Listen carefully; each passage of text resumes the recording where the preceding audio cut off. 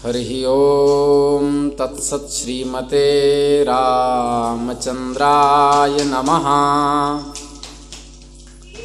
श्रीमते रामानंदाचार्याय नमः। श्रीमते मलूकदासाय नमः। ओम नमः परमहंसास्वादित चरण कमल चिन्मकरंदाय भक्तजनमानस निवासाय श्री रामचंद्राय सीतानाथ समारंभां श्री रामानंदार्य मध्यमाम् अस्मदाचार्य पर्यन्तां वन्दे गुरुपरम्परां। रामाय रामभद्राय रामचंद्राय वेधसे रघुनाथाय नाथाय सीतायाः पतये नमः।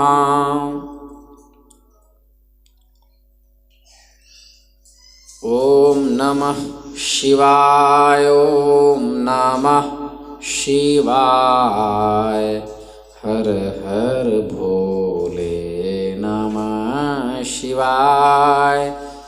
जटाधराय शिव जटाधराय हर हर भोले नमः शिवाय। जटाधराय शिव जटाधराय हर हर भोले नमः शिवाय। ओम नमः शिवाय ओम नमः शिवाय हर हर भोले नमः शिवाय। ओम नमः शिवाय ओम नमः शिवाय हर हर भोले नमः शिवाय। श्री वृंदावन बिहारी लाल की जय। नमः पार्वती पतये हर हर महादेव।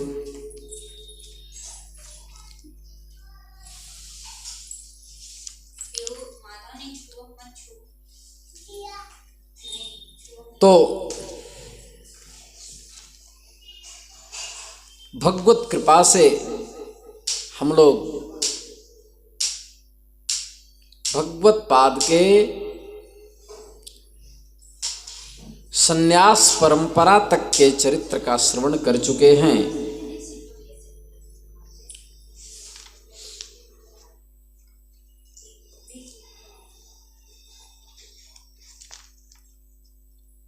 वन में रहने वाले मुनियों ने गोविंद पादाचार्य के तपस्थली का दर्शन भगवत पाद को करवाया और पूछने पर कि तुम कौन हो? न भूमिर्न तोयम न तेजो न वायुः न खं नेन्द्रियं वा न तेषां समूहः अनैकान्तिकत्वात् सुषुप्तैकसिद्धः तदेको वसिष्ठः शिवः केवलोऽहम्।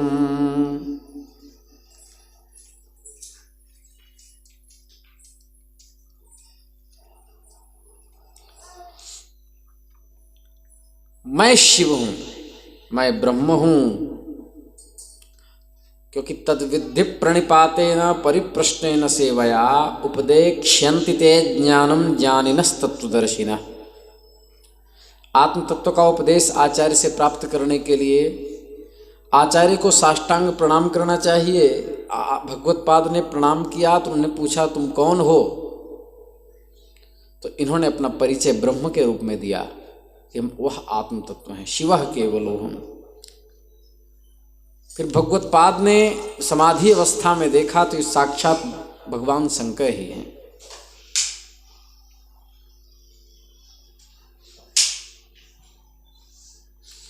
तो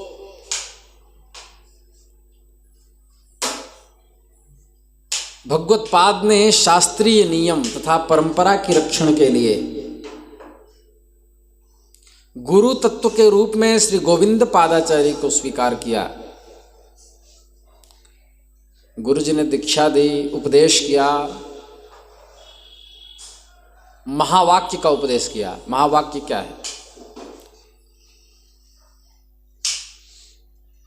पहला महावाक्य जो सामवेदीय उपनिषद, छांदोग्योपनिषद जो सामवेद के उपनिषद हैं, तत्वम असि, तत्वम असि, तुम वही ब्रह्म हो। तत्त्वम, तद ब्रह्म, त्वम असि, वही ब्रह्म तुम हो। सभी जीव को संन्यास में यही उपदेश दिया जाता है।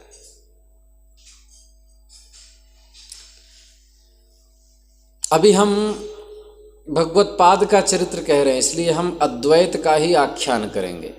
विशिष्टाद्वैत का वैष्णव होने के नाते हमें करना चाहिए व्याख्या, लेकिन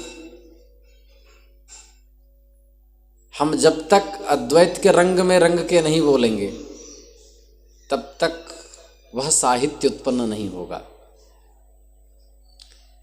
तत्त्वम असि, जीव और ब्रह्म में अभेद है अद्वैत सिद्धांत के अनुसार। इसको कली पावनावतार, शेषावतार, जगतगुरु विशिष्टाद्वैत प्रवर्तकाचार्य श्री रामानुजाचार्य जी ने पूर्व पक्ष बनाया है।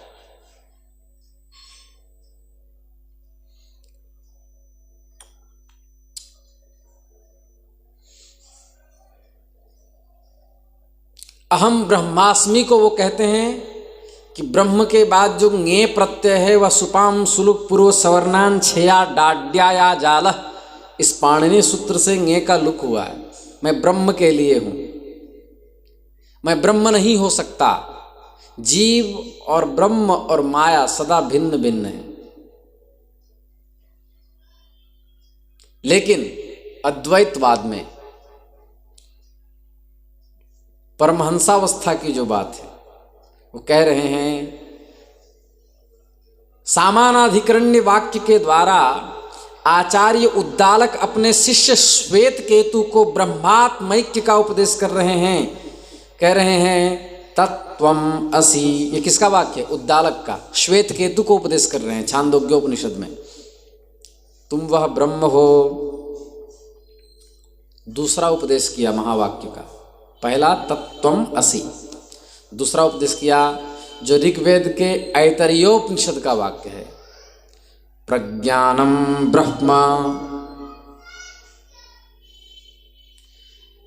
प्रज्ञानम ब्रह्म, ब्रह्म प्रकर्षेण ज्ञान स्वरूप है, सत्यम ज्ञानम अनंतम ब्रह्म। ब्रह्म सत्य ज्ञान अनंत वो उसी ईश्वर का नाम है। श्रीमद् भागवत के प्रथम स्कंध के दूसरे अध्याय में आया है, वदन्ति तत्त्वविदस्तत्त्वं यज्ञानमद्वयम् ब्रह्मेति परमात्मेति भगवान इति शब्द्यते। वदन्ति तत्त्वविदस्, तत्व को जानने वाले क्या क्या नाम देते हैं उस पर ब्रह्म को? ब्रह्मेति, ब्रह्म कहते हैं। परमात्मेति, परमात्मा कहते हैं। भगवान इति शब्द्यते, भगवान भी कहते हैं।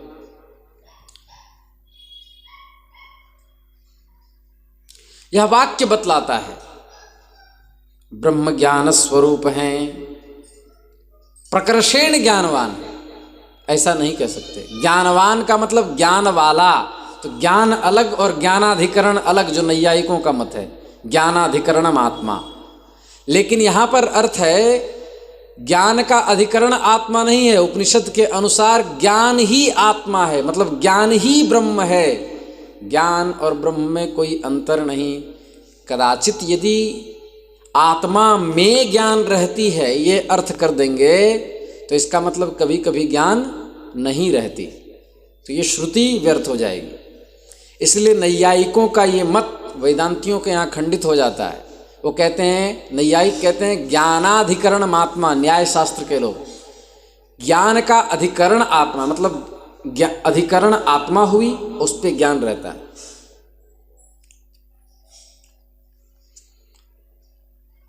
जैसे देवदत्तः ज्ञानवान अस्ति, ज्ञान वाला है, तो कदाचित इसके पहले ज्ञान नहीं था, ज्ञान वाला नहीं था, लेकिन आत्मा ज्ञान स्वरूप है। ज्ञान और परमात्मा या आत्म तत्व में कोई अंतर नहीं है। इसका मतलब यह हुआ कि नित्य ज्ञान, हम ज्ञान स्वरूप हैं तो हमें ज्ञान के लिए उधर उधर भटकने की आवश्यकता नहीं। श्रुतियों का सारा ज्ञान सन्निविष्ट पहले से है। सन्निविष्ट भी कहना गलत हो जाएगा, क्योंकि सन्निविष्ट वह होता है जो पहले दूर हो। तो ऐसा कहेंगे, आत्मा ज्ञान को ही आत्मा कहते हैं। तो फिर हमें पढ़ना क्यों पड़ता है? क्योंकि हम संसार में बद्ध होकर उस ज्ञान स्वरूप आत्मा को भूल गए, इसलिए पढ़ पढ़ करके जागृत करते। इसे नहीं कहते हैं वृद्धिरादैच वृद्धिरादैच वृद्धिरादैच वृद्धिरादैच अदें गुणः, याद नहीं करते हैं। अदें गुणः इको गुण वृद्धि, इको गुण वृद्धि, इको गुण वृद्धि न धातुलोप आर्धातुके किंगित च दीधीवे वीटाम हलोनंतराः संयोगः मुखनासिका वचनोनुनासिकः तुल्यास्य प्रयत्नं सवर्णम रील रिवर्णयोर्मिथस्सावर्ण्यं वाच्यं नाज्जलौ ईदुदे द्विजनं प्रगृह्यम अध सोमात् शे निपात एका जनांग ओत्सम बुद्धौ शाकल्यस्य तावनार्षे। ऐसे रटते हैं। रटते क्यों हैं?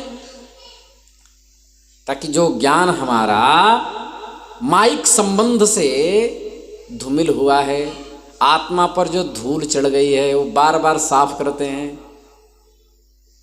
अब किसी का अंतःकरण अत्यंत स्वच्छ हो तो अपने प्रज्ञानम ब्रह्म में जब स्थित होता है तो भगवत पाद की तरह एक बार जो सुनता है वो याद हो जाता है, भूलता नहीं है। प्रज्ञानम ब्रह्म, पहले कहा तुम वह ब्रह्म हो और ब्रह्म ज्ञान स्वरूप है। तीसरा बृहदारण्यकोपनिषद, जो यजुर्वेद का उपनिषद है, उसका उपदेश किया। अहम ब्रह्मास्मि,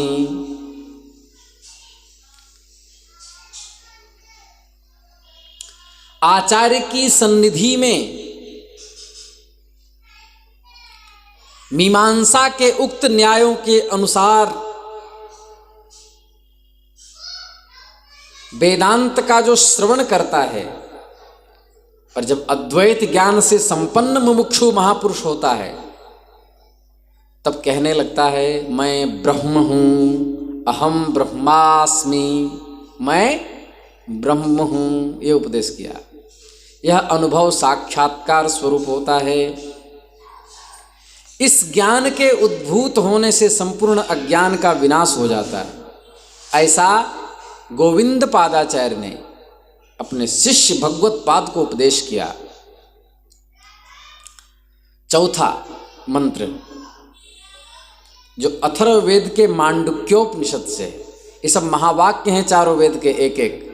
सामवेद के छांदोग्योपनिषद से तत्वम असि, ऋग्वेद के ऐतरेयोपनिषद से प्रज्ञानम ब्रह्म, यजुर्वेद के बृहदारण्यकोपनिषद से अहम ब्रह्मास्मि और अथर्ववेद के मांडुक्योपनिषद से अयम आत्मा ब्रह्म, यह आत्मा ही ब्रह्म है। एव शब्द का अध्याहार करते हैं आचार्य। मांडुक्योपनिषद का दूसरा मंत्र अयम आत्मा ब्रह्म। इस तरह से ज्ञान प्राप्त मुमुक्षु पुरुष अनुभव करके जीवन मुक्त हो जाता है। ये चार महावाक्य का उपदेश किया। आज भी सन्यास जब लेते हैं महापुरुष, शिखा सूत्र का त्याग करते हैं, यज्ञोपवीत का त्याग करने के बाद चतुर्थ वेश जो लेते हैं शांकर परंपरा में, तो उनको भी 4 इस वाक्यों का उपदेश गुरुजन करते हैं, उनको भी हुआ होगा।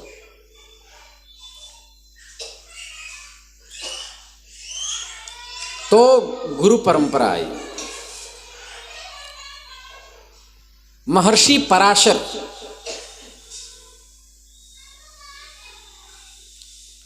जो विष्णु पुराण के प्रणेता हैं, भगवान पराशर, इनके पिता का नाम था महर्षि शक्ति और इनके दादाजी का नाम था महर्षि वशिष्ठ। महर्षि वशिष्ठ के साथ द्वेष होने के कारण महर्षि विश्वामित्र ने अपनी तपस्या के बल से एक भयंकर राक्षस को उत्पन्न किया था। ये महाभारत ग्रंथ में कथा है, हम इसका प्रवचन कर चुके हैं। और भयंकर राक्षस को उत्पन्न करके उसे आदेश दिया कि तुम जाकर महर्षि वशिष्ठ के पुत्र शक्ति को खा जाओ। उस राक्षस ने शक्ति को खा लिया। जब महर्षि पराशर को पता चला कि मेरे पुत्र को राक्षस ने खा लिया, तो क्रोध में आकर राक्षस सत्र प्रारंभ करने लगे। ओह, जब मेरे पिता को राक्षस ने खा लिया है, ऐसा पराशर जी को पता चला, वशिष्ठ पुत्र शक्ति को राक्षस ने खा लिया है, तो उन्होंने राक्षस सत्र प्रारंभ किया। राक्षस सत्र में झुंड के झुंड राक्षस आकर के हवन कुंड में गिरने लगे, जलने लगे। मंत्र पढ़ते, आहुति देते, राक्षस खींचे चले आते और आकर के उसमें गिर जाते।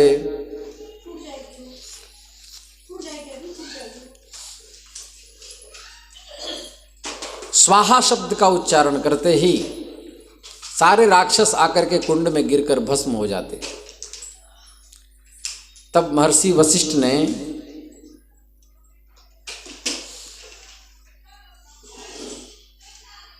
महर्षि पराशर से कहा, वत्स, तुम इस सत्र को बंद कर दो। तुम्हारे पिताश्री का ऐसा ही अदृष्ट प्रारब्ध था। तुम्हारे पिता को किसी एक राक्षस ने मारा है।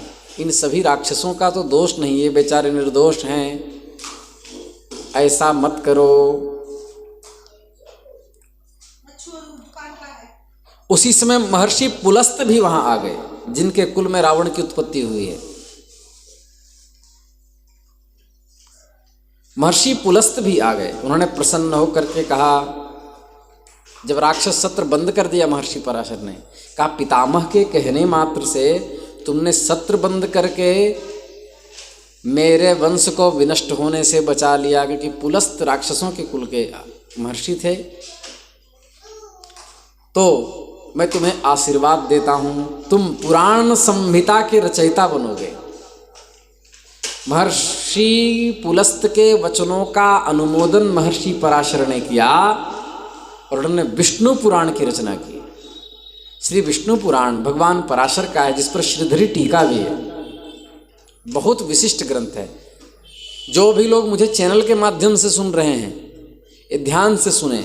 श्रीमद् भागवत का यथार्थ वक्ता वही हो सकता है जिसने विष्णु पुराण को श्रम से अध्ययन किया हो और उसकी श्रीधरी टीका लगाई। विष्णु पुराण का ही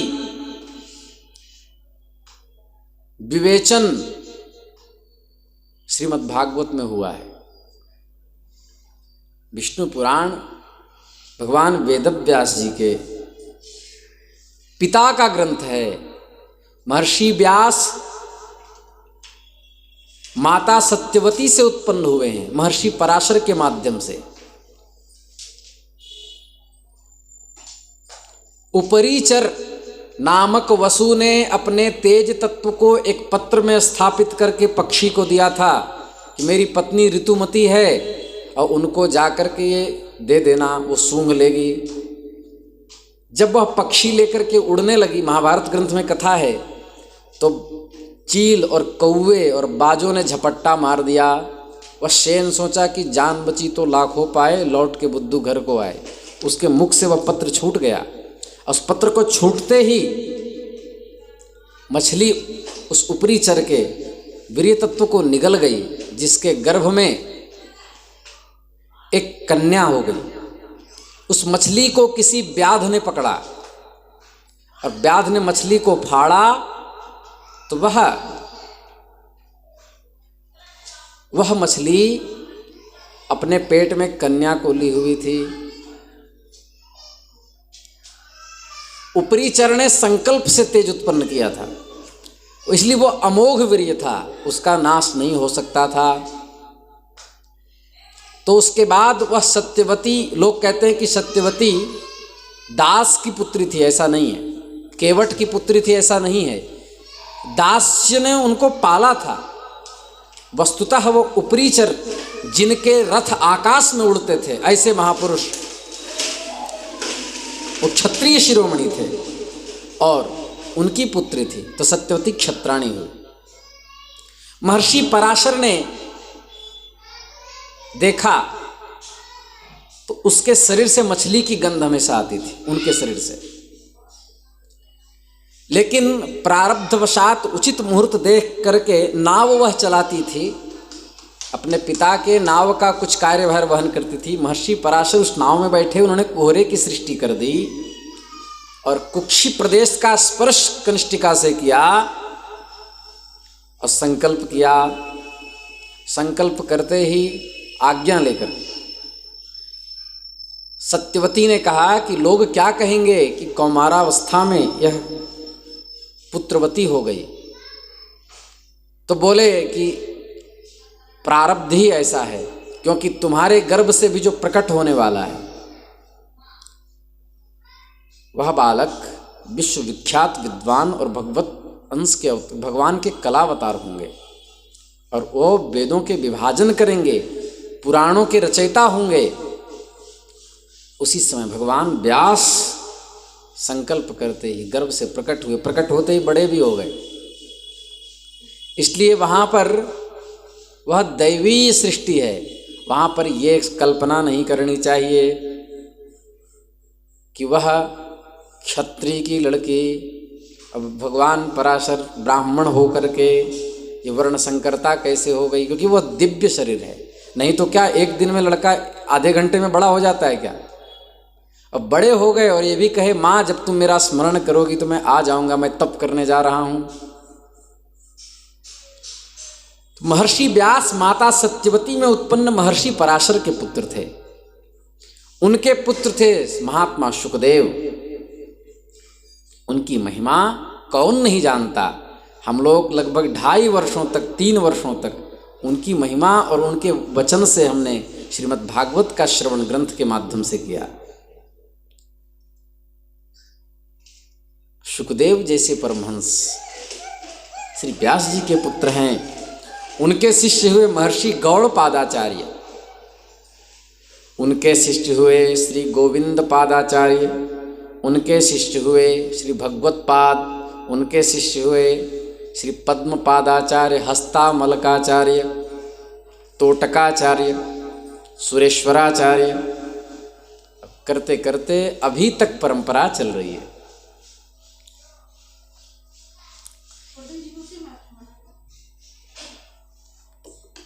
तो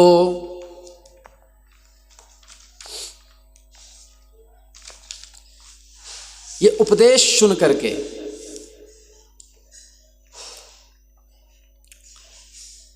आचार्य शंकर धीरे धीरे अभ्यास करके उस समाधि की दशा में पहुंच गए।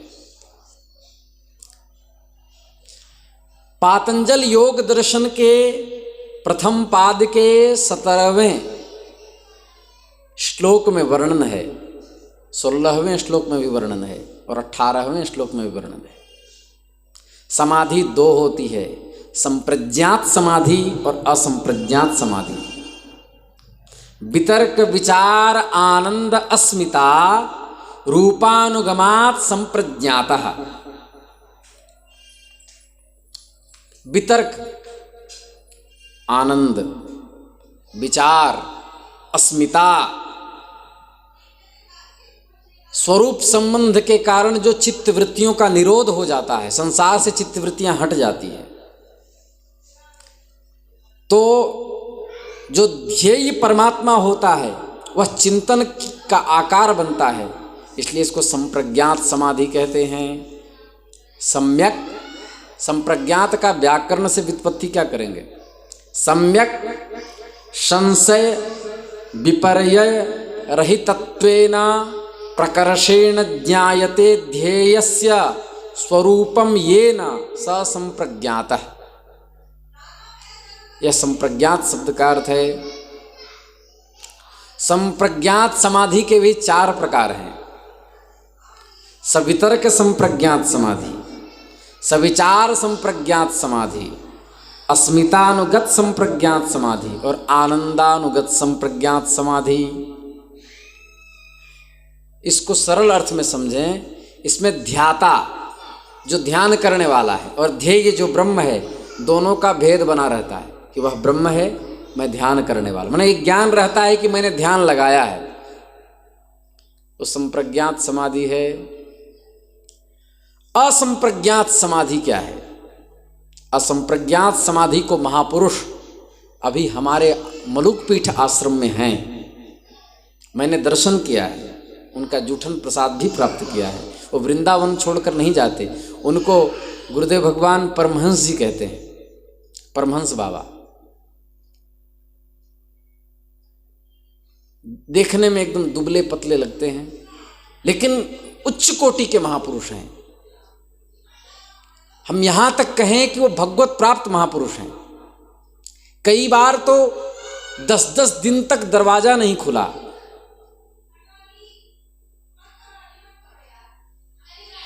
एक बार जब दास वृंदावन में था तो प्रायः दूध की भिक्षा करने अपने मठ में ही आते थे। आवास उनका श्री सुदामा कुटी में था। तो 2 दिन हो गए, 3 दिन हो गए, 4 दिन हो गए, हम लोग राह देखते रहे, वो आए नहीं।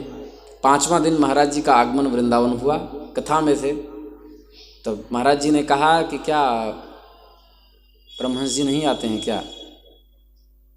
तो हमने कहा कि 3-4 दिन से तो वो आए ही नहीं, दरवाज़ा भी बंद है। तो कुछ अनहोनी की आशंका जान करके हम लोग दरवाज़ा ठकठकाए। महाराज जी भी गए थे। जब उधर से नहीं हुआ तो उस जिस आवास में रहते थे उसकी खिड़की मलुक पीठ की तरफ खुलती थी, तो उसमें जाली लगी हुई थी, पर खिड़की सटाया हुआ था, लगा अंदर से नहीं था। तो हम लोग सीढ़ी चढ़ा करके जाली हटाए। जाली हटाने के बाद जब खिड़की खोली तो वो लेटे हुए थे और ऐसे इस मुद्रा में थे। आवाज़ दी, बाबा बाबा, तो धीरे से तंद्रा टूटी। तंद्रा क्या थी? वो तो समाधि थी, लेटे लेटे समाधि लग गई थी। वो असंप्रज्ञात जो अपने आप लग जाए। तो बोले महाराज जी आ गए क्या? बोले हाँ। बोले आसन खुल जाए तो मैं फिर आता हूँ। आसन वो लगाना उनको नहीं पड़ता, अपने आप लग जाता है। एक बार कहने लगे कि जिस लिए घर छोड़ा वह अभी तक नहीं मिला। वो विनम्रता में कह रहे थे, हालांकि वो भगवत प्राप्त महापुरुष हैं। तो ऐसे कहते कहते एकाएक झटका ऐसे शरीर को लगा। 45 मिनट तक वो ध्यान में चले गए। हम लोग बैठे रहे धुनी में, श्री मरुकदास जी की धुनी में। हमारे साथ श्री महावीर दास जी थे और श्री अभिराम दास जी थे। हम लोगों ने देखा सामने समाधि। और हमने ये भी सुना है कि महाराज जी कथा कर रहे थे तो 1 दिन 2 दिन 3 दिन बैठे रह गए। ये भी सुना है कि उनका आसन लग गया, बारिश हो रही थी तो लोगों ने जमीन में आसन सहित उठा करके कमरे में रखा है उनको।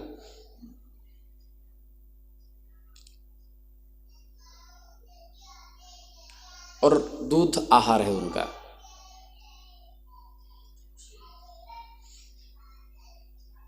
तो असंप्रज्ञात समाधि क्या है? न संप्रज्ञात समाधि ही असंप्रज्ञात समाधि। वितर्क, विचार, आनंदानुभव और अस्मिता इत्यादि की प्रतीति होती ही नहीं है, कुछ नहीं रहता।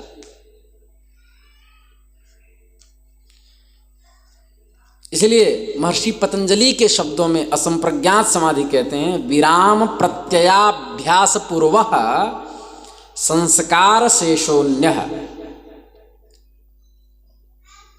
अर्थात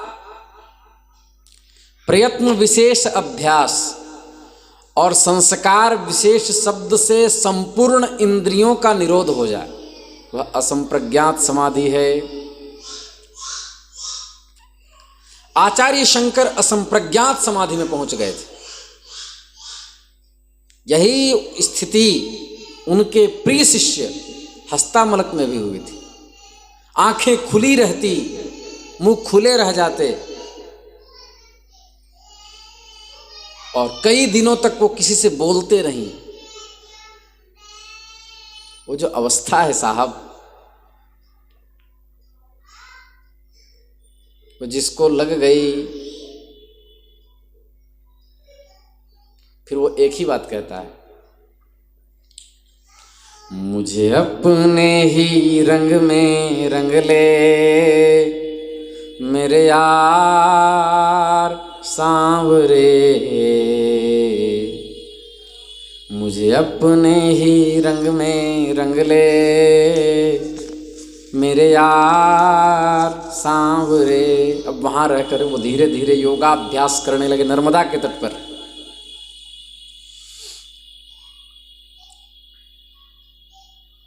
उस दिन घनघोर रात्रि थी, चारों तरफ बादलों का साम्राज्य था, दिशाओं में कुछ भी दिखाई नहीं देता था, बिजली चहुओर से चमक रही थी।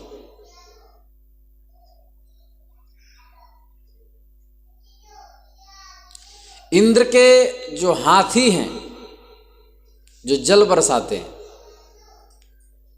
उनके सूंड के समान मोटी मोटी धाराओं की बारिश हो रही थी, भयंकर बारिश हो रही थी।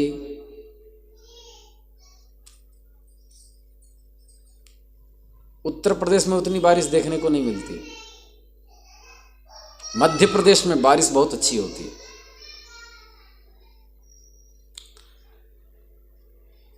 घनघोर बारिश होने लगी, बाढ़ की जोर जोर से प्रलयकालीन समुद्र की भांति जल की आवाज नर्मदा से आने लगी। आचार्य की अचल समाधि लगी हुई थी, गोविंद पादाचार्य अचल समाधि में थे। आचार्य शंकर क्षण भर के लिए मौन हो गए। उन्होंने जल्दी से एक घड़े को अभिमंत्रित करके मंत्र पढ़ करके रख दिया। सारा उस प्रलय का जल, बाढ़ वाला जल सब उसी में आ गया, सब समेट लिया। मानो नर्मदा तटवासियों को उन्होंने प्रलय से बचा लिया। ये अनेक चमत्कार उनके हैं।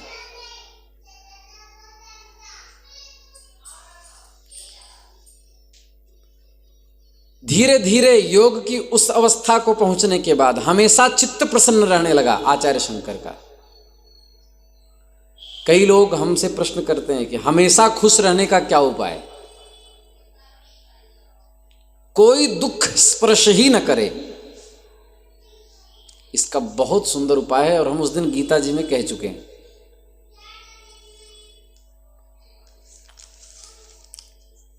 पातंजल योग दर्शन में समाधि पाद का 33वां सूत्र है, मैत्री करुण मुदितोपेक्षाणाम सुख दुख पुण्या पुण्य विषयाणाम भावनातः चित्त प्रसादनम। इसमें यथासंख्य मनुदेश समानाम लगाना पड़ेगा। जैसे कहा ना महाभाष्यकार पतंजलि ने, शत्रुम मित्रम विपत्तिंच जय रंजय भंजय, तो यथासंख्यन क्रमिकाणाम क्रमेणैव अन्वयः, ऐसे करके शत्रुम जय विपत्तिम भंजय, शत्रुम जय मित्रम रंजय विपत्तिम भंजय, क्रम से अन्वय हो जाता है। जैसे किसी ने कहा शंकर रमेश और सुरेश को छाछ दही और पोहा दो, तो इसका अर्थ यह होगा, शास्त्रों में इस तरह क्रम से कोई कहा तो शंकर को छाछ दो, रमेश को दही दो और सुरेश को पोहा दो, तो उसी प्रकार यहाँ अन्वय करेंगे। मैत्री करुण मुदित उपेक्षाणाम, 4 हुए। तो मैत्री में सुख दुख, करुण में पुण्य, मुदित में और उपेक्ष किसमें? अपुण्य में। इसको कहते हैं पाणिनि के सूत्र में यथासंख्यम अनुदेश समानाम संख्याम अनतिक्रम्य यथासंख्यत्वेन अन्वय, यथासंख्येन अन्वय। तो व्यास भाष्यकार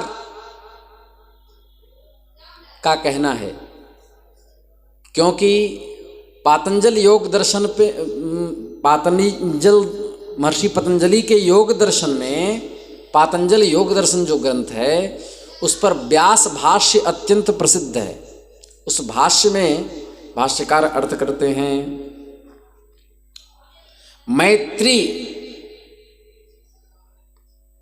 सुख संभोगापन्नेषु, सुख तथा संयोग आदि से संपन्न सभी प्राणियों के प्रति मित्रता की भावना करनी चाहिए। सुख और संयोग आदि से संपन्न सभी प्राणियों के प्रति मैत्रिता का भावना करना, क्योंकि सब में ईश्वर हैं।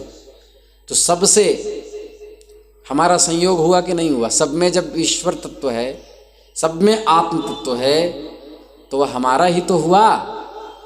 इसलिए सुख तथा संयोग आदि से संपन्न सभी प्राणों के प्रति, सभी प्राणियों के प्रति मित्रता की भावना होनी चाहिए। सुखी पुरुषों के प्रति मित्रता का व्यवहार हो, दुखी पर दुखितेषु करुणाम, कितना सुंदर करे, सुख संभोगापन्नेषु दुखितेषु करुणाम। जो दुखी प्राणी है उनके ऊपर दया करे, करुणा करे।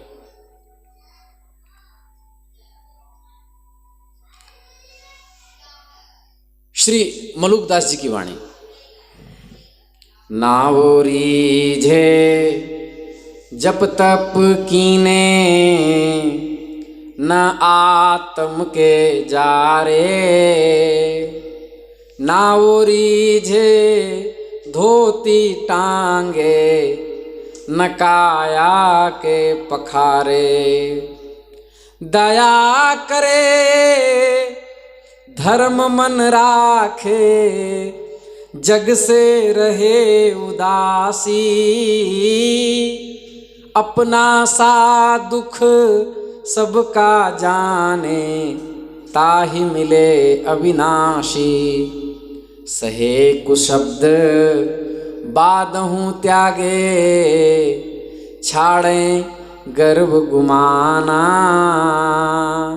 सहे कुशब्द बादहूँ त्यागे, छाड़े गर्भ गुमाना, यही रीझ मेरे प्रभु रघुवर की, कहत मलूक दीवाना, यही रीझ मेरे प्रभु रघुवर की, कहत मलूक दीवाना। तो दुखितेषु करुणाम, जो दुखी प्राणी हो उस पर दया करे, और पुण्यात्मकेषु मुदिताम, जो पुण्यात्मा है उनको देख करके ईर्ष्या न करे, प्रसन्न रहे, मुदित होवे।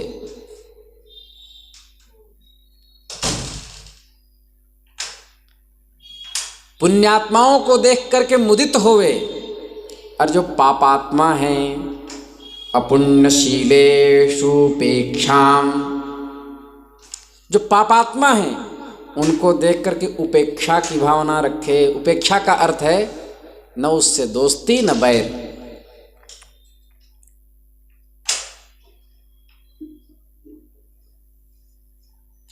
कबीरा खड़ा बाजार में, सबकी मांगे खैर, न काहू से दोस्ती न काहू से बैर। कबीर चौरा में जब श्री कबीरदास जी विराजमान थे तो वहाँ कसाई खाना था,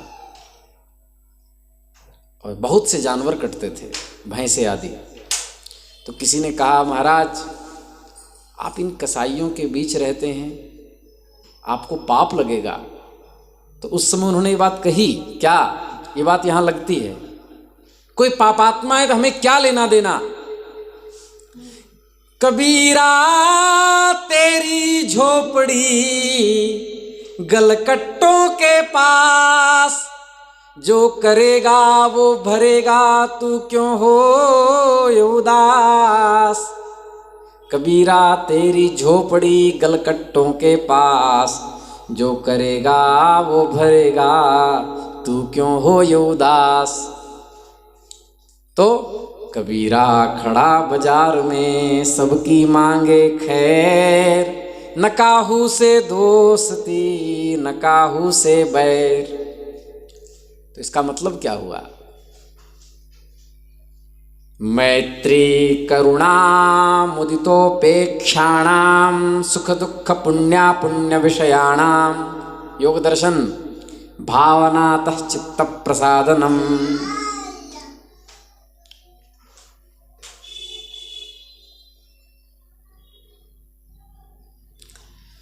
तो चार चीज करने पर उपेक्षा भाव रखे पापियों में, तो चार चीज करने पर कभी दुख आ ही नहीं सकता।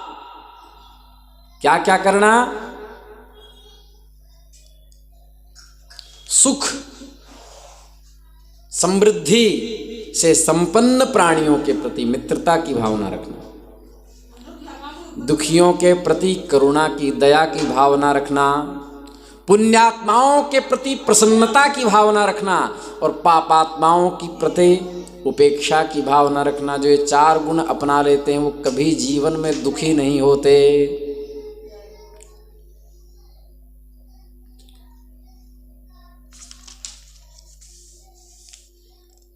आगे की कथा हम कल करेंगे। श्री वृंदावन बिहारी लाल की जय।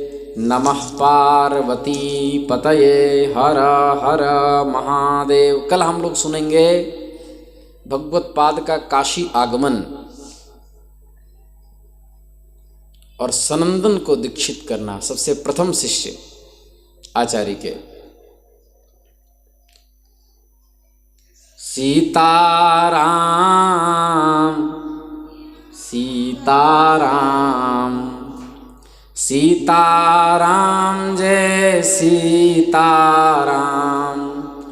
सीताराम सीताराम सीताराम जय सीताराम। सीताराम सीताराम सीताराम जय सीताराम।